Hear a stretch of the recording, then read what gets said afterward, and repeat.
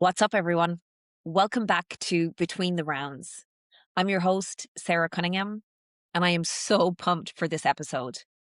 Today, I'm sitting down with someone I really admire in boxing. Her name is Jaysha Zapata. And when I say she's been putting in the work, I really mean it. She's a multiple national title champion and now is absolutely crushing it at the elite level and has just made the 2026 USA Boxing High Performance Squad. Now, I've had the pleasure of being in the company of Jaysha during national tournaments. I even got to share some rounds with her in prep for my first tournament in Ireland earlier last year. And I've watched firsthand her pick up title after title. So this conversation, it's real, it's no fluff, it's about her journey. So Jaysha, first off, congratulations on making the Team USA squad. It was a Thank you. month-long selection camp in Colorado, and that's just wrapped, right? So how are you feeling since the dust has settled? Talk me through a little bit about that. It was fun. The work was definitely hard, especially being at like 6,000 elevation. But I would say it was fun and it was challenging. Like it made Mhm. everyone push themselves to like the hardest. And I'd say it definitely uh like developed me in a way. So yeah. That's awesome. That's awesome. And in terms of like what really hit the hardest, no, I don't mean the punches in terms of like all the work that you're putting in, but like every single day, nonstop evaluation. What was that like for a month long? What did that feel like? Um it was like I'd say probably the running, like strength and conditioning, I'd say that kicked my ass. Okay. Mostly because like it was so much running and like we were already dead. The sprints were insane. I'd say that's my biggest enemy, the sprints. He made us run 150 meters about 12 times. In one And session?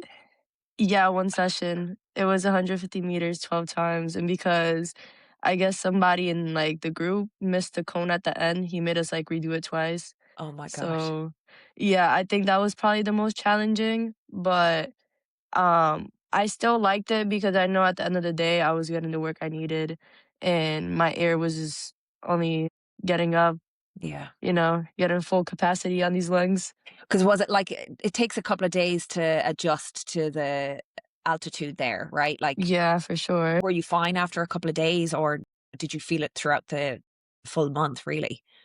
Well, the first couple of days I got there, like the first day, there's no elevator, so you have to like bring your suitcase up the stairs. And I was on the third floor. So just even walking up the stairs to the third floor, you're already gassing out. And that's how you know the elevation is real. Yeah. But I feel like it definitely did get better like throughout the days, cause especially because we were doing 4-minute rounds. Right. So the only thing you could do is push yourself. Yeah. Pretty much, that's it. So, yeah, and, with all the running and stuff, I feel like it definitely did help. I'd say you're in peak shape now, ready for Yeah. what's to come. That's awesome. So can you paint a picture a little bit of what your typical day looked like there? So you wake up, you obviously eat, you train. Like what was the general like rhythm of the day? Walk us through a little bit of that. So, basically, we had a weigh-in, by 7. So, I would Every wake up day you had around to weigh yeah, in? every day, yeah. So I would wake up, like, around 6 in the morning. I would go weigh in, then send the text message to the coach what weight I was at.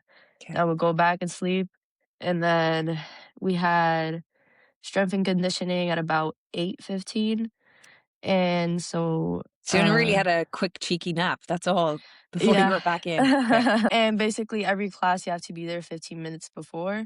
Okay. So I would be there by 8. We would do strength and conditioning. Every day was both. So we did strength and conditioning. Wow. Um, and it would be like circuits for strength, squats, pull-ups, push-ups, stuff like that. And running, whether it was like 30-minute run or sprints and stuff like that, or the air assault bike, which I hate. Um, then after that, I hate the air bike too, but I love it. You know what I mean? It's like one of yeah, those things that you're like, it's a you love and know hate it's good for relationship. you, and you're like, I got it. I should just embrace it. Yeah. I hate it so much. But yeah, then after that, we would go eat after that basically. Then we would have a next session, I believe, at 1. Okay. A lot of times we did have meetings at like 11, so we had to go to meetings, Oh, but that's full on. Yeah. yeah, so I would just shower in between, then get ready for my next session. That was at 1, which was like school of boxing. Okay. We basically like did our stretches, like our dynamic stretch or whatever, shadow boxed or did footwork drills. Then after that, we would do boxing practice, which would be like bag work or tech tag or Right. that kind of So you stuff. had And like then a block of boxing every day and that kind of yeah, rotated between partner drills versus bag work versus pad work. And yeah, that's after you've done your strength and conditioning and yeah. In or the morning, my God. You'd almost wish that you were starting with the boxing and like you had yeah, your full focus because I mean, it's a good thing though, because typical, like in a fight, you're going to get tired. And so you have to be yeah. able It'll to kind only of push make us through that. stronger. Yeah. Yeah. And so the minutes were 4-minute rounds, and then sometimes you would end off with like jump rope, shadow boxing. One time they made us do 200 flutter kicks, which was insane, but we got through it as a whole. So yeah, That's amazing. I mean, yeah, I would set my 30-second timer and I'm struggling with the flutter kicks for 30 seconds. I can't even imagine doing 200. So that's so real. that is awesome. That is awesome. Were there ever any moments that clicked with you during that time of like, okay, I belong here? Or was there ever any moments of doubt creeping in? Like, how did you kind of overcome some of those things? I don't think I ever had any moments of doubt. Just like starting off, like I just knew I did belong there. Um, especially We knew you like belonged there too. So we were just so thrilled that you got the selection in. We're like, yes, let's thank you, go, thank Jaysha. you. Yeah. But, like, especially sparring, like, some of the very good people there, like Jenny and Hmm. stuff like that, it was, like, very fun, very competitive, but, like, I knew I belonged there just being able to get in there with them and finish off the rounds. Amazing. Amazing. So you talking about belonging and actually, makes me think about how fast this has all moved for you, right? And there was a time you had basketball in your life starting out, right? What actually happened there? Like what flipped? I think I saw something around Um, basketball being in your life. Is that a thing? well, I did used to play it, like, when I was younger. I wasn't Okay. on a team or anything, but I would just Okay. play it all the time, and I did want to be on the team, like, a school team or something, but I never did. Okay. And then boxing, right? You got in, what Yeah. flipped there? What actually happened with choosing boxing? Basically, my dad, he did boxing. So, like, that always been, like, a part of my life because Mm. he would always go to the gym and I'd be there watching him. And so basically, like, when I got older, I would, like, watch videos like Yeselin Silva and Wanda Walton. Yeah. Because they were, like, big at the time, always making videos and stuff, and I was watching them, and then I was, like, begging my dad to start boxing, Love it. and he was like, "No, you're not ready for it." Like, I would beg him, and then he just, brought me to the gym one day. He said, "I wanna put you to spar with these 2 boys. If you do good with them, then you could start," and that's how I started. Did you knock them with your body shots? Listen, guys, Of course I did. I was gonna say I've seen Jaysha clean tournaments with just dropping people with body shots, like fight after fight after fight. And you're like, who is this girl? Built like the second rope, dropping the girls to the body. So good. Okay, so you've dominated youth nationals, title after title, but the elites are different, right? Right, they're bigger, stronger, grown women, and like Yeah. you said, being in camp with those, it's different. What changed for you during that? Obviously, you've talked about kind of the month long in Colorado, but just in terms of like mental aspect and preparation within that, can you share a little bit Like, around that? between elite and youth. Youth into elite, yeah. So basically, like going into elite, um, I was like, this is definitely gonna be harder because it's grown women now. I'm not Mm. fighting girls my age, or at least I thought it was gonna be harder. Um, I love it. and You're when I just went built for into this, it, Jaysha. Let's hear it. basically when I went into it, I was excited because I've always waited like to be elite. Like even when I first started, I would always watch the elites and be like, damn, this actually looks pretty easy compared to us. And I think it just shows the skill level because I have to fight so many grown women that's already in their full body. Yeah. And I feel like going in there and beating them, is just like proving a point in a way. So 100%. yeah. That's And great. I feel like elite for me is easier than youth was. Um, How so? I don't know. Can you break that down a little? I'm curious because I didn't Yeah, obviously come up through the youth program at all, so I'm curious on your insights in that. I'd definitely say youth. It wasn't that challenging. Like it was, but it wasn't that challenging. I I feel like can't there wait till you probably get into the wasn't internationals. This is gonna be brilliant. I feel like there wasn't really much girls in the youth Right. compared to how many girls there is in the elite, but I feel like what makes the elite easier than the youth, I'd say is probably my ego. I Okay. think like getting in there, I'm thinking like my opponent is probably thinking like I really had to fight this little girl. So then like I'm in my head like, Yeah. yeah, she probably thinks she's gonna beat me, but she's not. So Yeah. like, I think it's more like an ego thing. So I kind of Well, go it's in there thinking confidence, like, right? Like, yeah, because I think if you have to come in with confidence first in what we do, because yeah, if you don't have confidence like that, you're already giving up and you've already quit on yeah. yourself, or You're you're already already doubting yourself. exactly. Yeah. And I feel like in youth, I was just fighting girls my age, and I was just like, okay, just another day. Like, I'm just gonna go in there and do what I do best.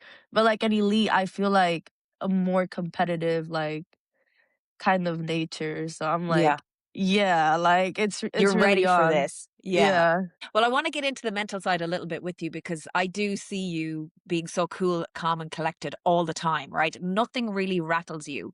And so, like you're just saying, I was about to ask you, like, is that real or are you really good at hiding things? Like, have there ever been moments of nervousness or like jitters and things like that that come up for you? And how do you handle that if that happens?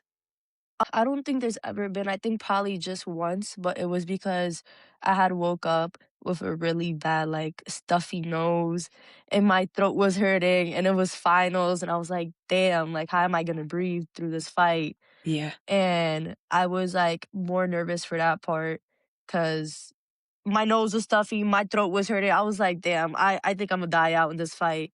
But honestly, I just had some amino acids and I don't know what happened, but my lungs were like the best they've ever been, and I wasn't even breathing Amazing. heavy in the corner. That's so Yeah. good. You probably had some nasal spray and that just opened up your lungs and you're like, "Oh my god, I'm good." I just had a lot of tea with honey Amazing. and There's your did some secret, push-ups guys. beforehand.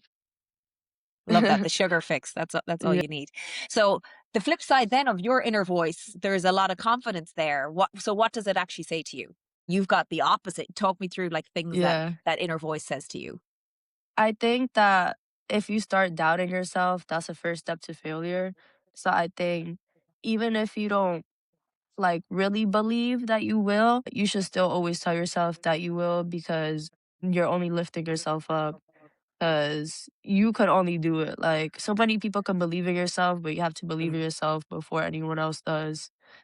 If you don't believe in yourself, I feel like anyone that does believe in you, that's really no use. yeah. The magic you're looking for is in the belief in yourself It's for within sure. yourself. Yeah. Yeah. Okay, talk me through fight week a little bit. I've obviously experienced what it's like being around you in fight week, but walk me through it. What's your routine? Are you an individual who has headphones in your ears all the time? Are you joking around the hotel? Talk me through a little bit on fight week for you. So basically, fight week. Um, It's pretty chill. Like, I'll wake up early. I'll do my workout early. So I'll do like a bit of jump rope, some mitts, shadow boxing. I might do a sprint or two. That's pretty much it. Then, Brilliant. other than that, like, I won't just block out everyone and just put music on because I feel like that's not a great way to prepare yourself mentally.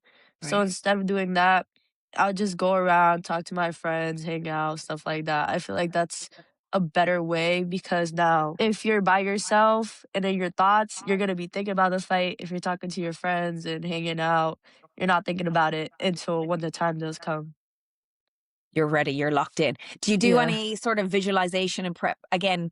Maybe as you're transitioning more into the elite side of things, because it sounds like the youths was pretty easy for you. Um, do you do any visualization, or what does that kind of prep work look like? I feel like I don't really do that. Okay. I feel like I'm just more in my head thinking like, yeah, like I'm gonna win, nobody's better than me, like kind of like that, more Yeah, like my inner self speaking to me. that's And awesome. then I always have my dad that's always in my ear also telling me the same thing, like, no one's better than you, like you're gonna win this, like, kind of uplifting me. Yeah. The combo of you both being around, like, even I found that I was like, there was one fight where your dad did mitts with me Yeah. to warm me up, and I was like, I need this energy. I love it. I love it. I do have one question to ask you about your mascot. Can you tell us a little bit about him and how it came about?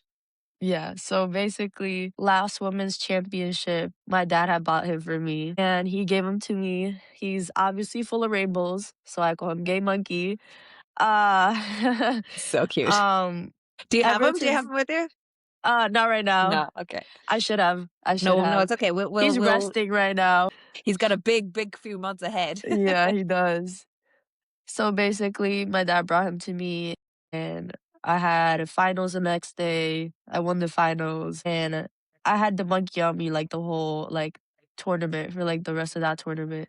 So then I said I should like bring him to every tournament now, and so then I started bringing him to every tournament. And ever since I got him, I didn't lose not once. So I said, you know what, this is my good luck So good. monkey. So he's going everywhere with me. So good. It's awesome. When you think about kind of the future, and obviously younger girls are watching you now, does that feel different, or how do you think about that in being like this influence to the younger generation? I feel like that's a reason to push more because I want to show them what hard work gets you and also be a space for them. Love that. Love that. Look, I know Katie Taylor is one of your favorites, like myself. She's the What do you number love one. about her? And are there things that you've tried to incorporate from her style into yours?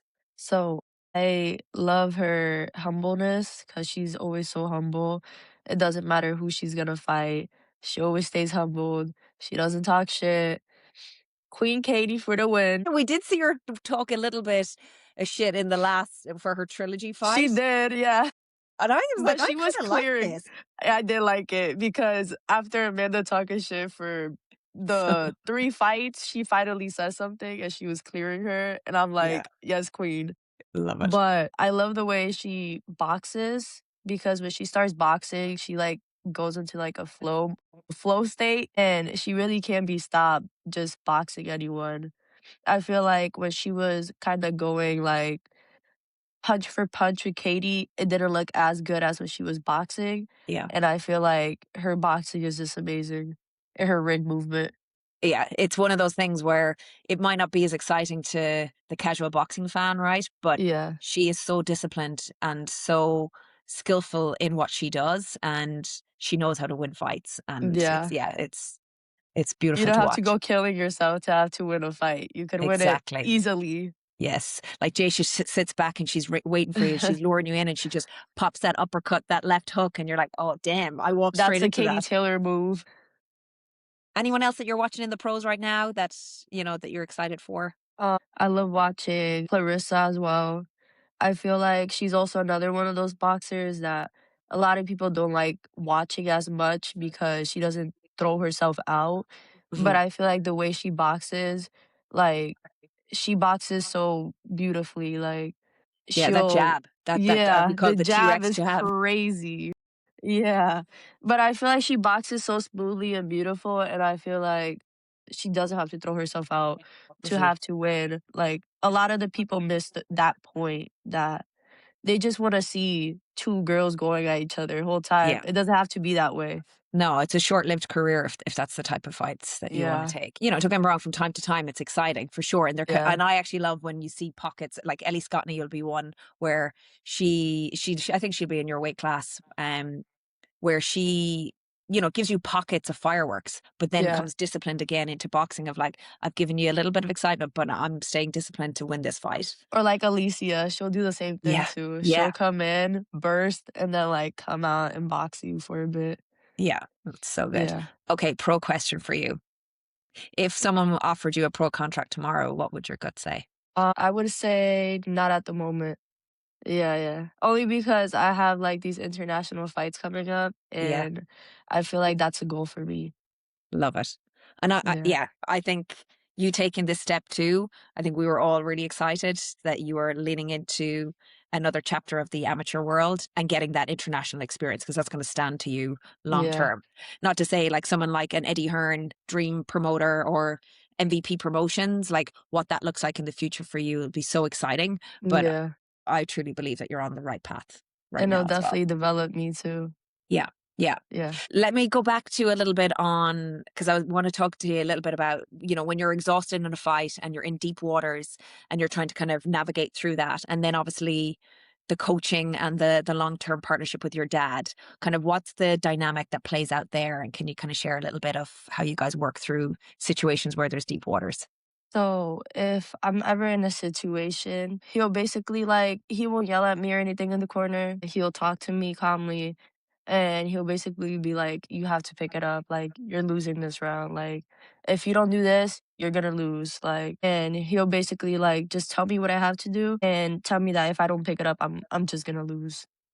That's great. Just Yeah. cool, just like you, cool, calm, and collected. Here's the Yeah. deal. Here's direct information. You got to pick this up. Here's the things you need to work on. Except he's a lot more animated in the corner. He's a good energy. He is a good Yeah. energy. Yeah. So you've got GB coming up in April. Yeah. So what happens between now and then? What's like one thing that you're locked in on between now and that tournament? I think I'm just locked in on working out and doing the same thing. I feel like I have all the tools already. I just think I just have to keep doing the same thing and keeping myself sharp and ready for it. I'm excited for you, Yeah. Jaysha. This is going to Thank be you. epic. And then you've got Eindhoven the end of May then as well. So it's like a short window between the two Yeah, I don't tournaments, know right? when it is. I mean, I don't know which one it is exactly, but I know it's in the Netherlands. Okay, what's something people don't see about your journey? Something that doesn't make Instagram and doesn't make the highlight reels? Is there anything that you can share?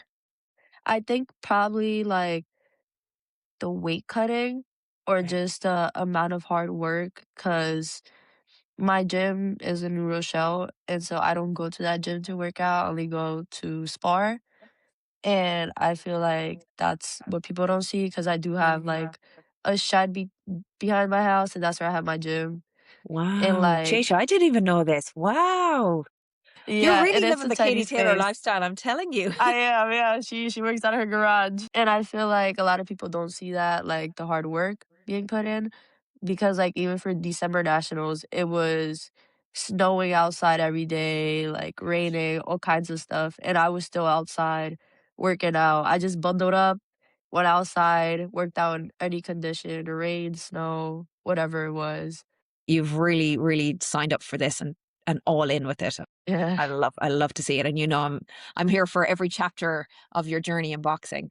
So I thank thank you you. for joining me today. So this is exactly why I started between the rounds. It's the stuff between the rounds, the grinds that nobody claps for, the things that people don't see.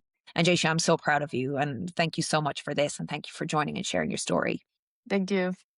So everybody go follow Jaysha, support her journey. LA is coming and her future in the pros will be electric. So we'll see you on the next episode.